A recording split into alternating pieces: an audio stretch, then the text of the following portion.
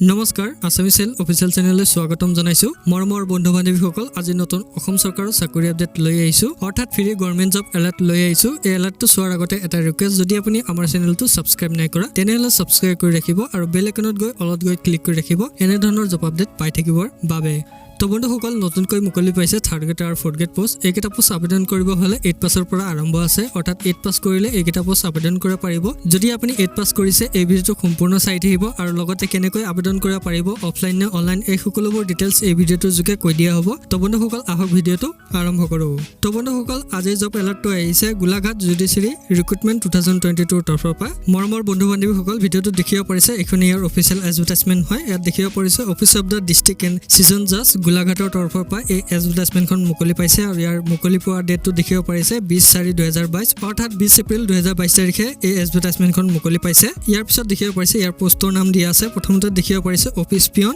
এটো fix pay হয় অৰ্থাৎ এটো ফিক্স স্যালাৰি থাকিব আৰু ইয়াৰ পিছত সেকেন্ড পোষ্টটো দেখিব পাৰিছে ড্ৰাইভাৰৰ পোষ্ট আছে এটোৰ ফিক্স স্যালাৰি হ'ব আৰু দুইটাৰে এটা পোষ্ট মুকলি পাইছে দুইটাই আনৰিজাৰ্ভ অৰ্থাৎ সকলো কেটেগৰী কেণ্ডিডেট সকলে এই পোষ্টকিটা আবেদন কৰিব পাৰিব তো ইয়াৰ স্যালাৰিটো দেখিব পাৰিছে 15000 কে ইয়াৰ মান্থলি দৰমহাটো পাব ইয়াৰ পিছত দেখিব পাৰিছে ইয়াৰ এজ টু 18 পৰা 40 বছৰলৈকে আপুনি আবেদন কৰিব পাৰিব যদি আপুনি এসসি কেণ্ডিডেট হয় তেনেহলে 5 বছৰৰ টিকটো পাব অৰ্থাৎ 45 বছৰলৈকে আপুনি আবেদন কৰিব পাৰিব যদি আপুনি ওবিসি কেণ্ডিডেট হয় তেনেহলে 3 বছৰৰ টিকটো পাব অৰ্থাৎ 43 বছৰলৈকে আপুনি আবেদন কৰিব পাৰিব ইয়াৰ পিছত দেখিব পাৰিছে এলিজিবিলিটি ক্ৰাইটেৰিয়া তো প্ৰথমতে দেখিব পাৰিছে name of the post office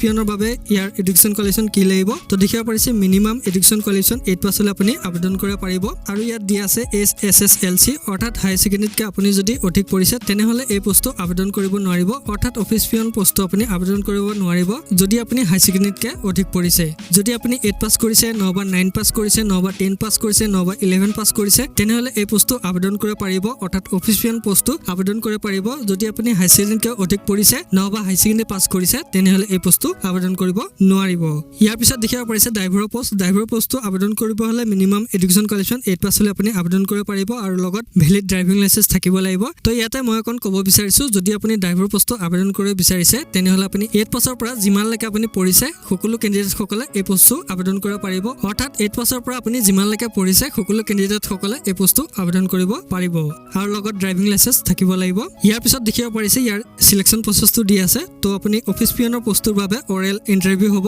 অৰ্থাৎ কেৱল মৌখিক সাক্ষাৎকাৰ থাকিব আৰু ইয়াৰ পিছত ড্ৰাইভিং পোষ্টৰ সিলেকশন প্ৰসেসটো ড্ৰাইভিং টেষ্ট আৰু লগতে ইন্টাৰভিউ দিব লাগিব অৰ্থাৎ দুটা দিব লাগিব ড্ৰাইভিং টেষ্ট লগতে ইন্টাৰভিউটো দিব লাগিব আৰু পিয়ন পোষ্টৰ বাবে কেৱল ইন্টাৰভিউ থাকিব ইয়াৰ পিছত দেখিব পাৰিছে হাউ টু এপ্লাই তো বন্ধুসকল এইকেইটা পোষ্ট কেনেকৈ আবেদন কৰিব তো বন্ধুসকল এইকেইটা পোষ্ট আবেদন কৰিব হলে অফলাইন যোগে আবেদন কৰিব লাগিব ইয়াত ষ্টেণ্ডাৰ্ড ফৰ্ম ফিলআপ কৰি আপুনি আবেদন কৰিব লাগিব এই ষ্টেণ্ডাৰ্ড ফৰ্মখন আমাৰ ভিডিওটোৰ ডেসক্ৰিপচনত পাই যাব তাৰ পৰা আপুনি ডাউনলোড কৰি ল'ব পাৰিব আৰু লগতে এই এডভাৰটাইজমেণ্টখনো পাই যাব সো তাৰ পৰা আপুনি ডাউনলোড কৰি এডভাৰটাইজমেণ্টখনো চাব পাৰিব আৰু লগতে ফৰ্মখন ডাউনলোড কৰি ল'ব পাৰিব তো বন্ধুসকল ষ্টেণ্ডাৰ্ড ফৰ্মখন ফিলআপ কৰি ইয়াৰ লগত কি ডকুমেন্টছ দিব লাগিব ইয়াত দেখিব পাৰিছে প্ৰথমতে এডুকেশ্যন কোৱালিফিকেশ্যনৰ সাৰ্টিফিকেট আৰু মাৰ্কশিট দিব লাগিব তাৰ পিছত দেখিব পাৰিছে এজ গ্ৰুপৰ সাৰ্টিফিকেট দিব লাগিব তাৰ পিছত দেখিব পাৰিছে ড্ৰাইভিং লাইসেন্স দিব লাগিব যদি আপুনি ড্ৰাইভাৰ পোষ্টৰ বাবে আবেদন কৰিছে তেনেহলে দিব লাগিব নহলে নালাগে আৰু ইয়াৰ পিছত দেখিব পাৰিছে কাষ্ট সাৰ্টিফিকেট যদি আপুনি SC ST OBC MOBC candidate হয় তেনেহলে কাষ্ট সাৰ্টিফিকেটখন দিব লাগিব আৰু লগতে 3 কপি পাছপোৰ্ট সাইজ ফটো গাঁঠি দিব লাগিব আৰু ইয়াতে ক'ব বিচাৰিছো ইয়াৰ লগতে আৰু এখন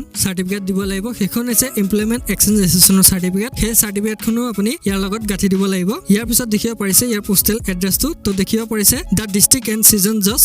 গোলাঘাট 785621 আসাম এই এড্ৰেছত আপুনি পোষ্টেল যোগে পঠাই দিব লাগিব আৰু ইয়াৰ তলফালে দেখিব পাৰিছে ইয়াৰ লাষ্ট ডেটটো দিয়া আছে ইয়াৰ 15 দিনৰ ভিতৰত আপুনি জমা কৰিব লাগিব এডভাৰটাইজমেণ্টটো পাব্লিছ হোৱাৰ ডেটৰ পৰা তো এডভাৰটাইজমেণ্টটো পাব্লিছ হৈছে 20/4/2022 তাৰিখে সো আপুনি 20/4/2022 পৰা 15 দিনৰ ভিতৰত আপুনি আবেদন কৰিব লাগিব তো বন্ধুসকল ইয়াৰ পিছত দেখিব পাৰিছে আপুনি যিখন এনভেলপত আবেদন কৰিব সেই এনভেলপখনত কোনটো পোষ্টৰ বাবে আবেদন কৰিব যেনে application for the post of driver নহবা পিয়ন এনেকে মেনশন কৰি দিব লাগিব অৰ্থাৎ চিঠিৰ খামখনত লিখি দিব লাগিব application for the post of যোনটো পোষ্টৰ বাবে আপুনি আবেদন কৰিছে সেই পোষ্টৰ নামটো উল্লেখ কৰি দিব লাগিব ইয়াৰ পিছত দেখিব পাৰিছে এই পোষ্ট কেইটাৰ ইন্টাৰভিউ কেতিয়া পতা হ'ব আৰু ইয়াৰ টাইমটো আৰু ইয়াৰ ঠাইখনৰ নামটো এই সকলোবোৰ অফিচিয়েল ৱেবছাইটত দিয়া থাকিব তো অফিচিয়েল ৱেবছাইটত দেখিব পাৰিছে golaghatjudiciary.gov.in এই ৱেবছাইটৰ জৰিয়তে আপুনি চাব পাৰিব আৰু লগতে ইয়াতে ৰিজেক্ট কেণ্ডিডেট লিষ্টটো চাব পাৰিব সো আপুনি এই ৱেবছাইটৰ জৰিয়তে চাব পাৰিব অৰ্থাৎ আপডেট পাই যাব তো বন্ধুসকল আজিৰ আপডেট ইমানে আছিলে ভিডিওটো চাই ভাল লাগিলে লাইক এটা কৰি দিব আৰু বন্ধুসকলে এই ভিডিওটো শ্বেয়াৰ কৰি দিব